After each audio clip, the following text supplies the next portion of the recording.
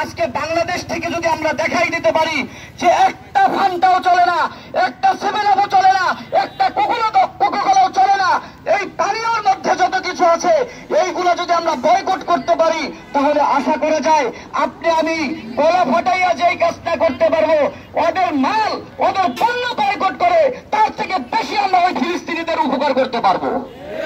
এই জন্য ভাই আমরা একটু আদা করতে পারি, আজকের থেকে সেভেনআপ খাবো না। কি আদা করতে পারি? আজকের থেকে আমরা কোকাকোলা খাবো না, আজকের থেকে আমরা বাটা স্যান্ডেল জুতা ক্রয় করবো না, আজকের থেকে যত ইউনিলিভারের পণ্য আছে হুইল সাবান এবং সার্ফ এক্সেল এইগুলোকে আমরা বয়কট করবো। আল্লাহ তাআলা আমাদের সকলকে মানার এবং বোঝার তৌফিক দান করুন। নাসরুম মিনাল্লাহি ওয়া ফাতহুন করিব ওয়া বাশিরিল মুমিনিন।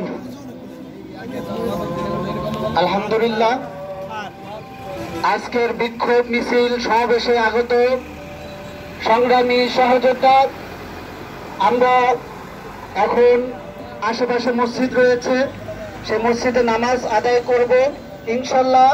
নামাজ আদায়ের পর সাথে সাথেই এই জায়গা থেকেই আমাদের বিক্ষোভ মিছিল পুনরায় শুরু হবে ইনশাআল্লাহ।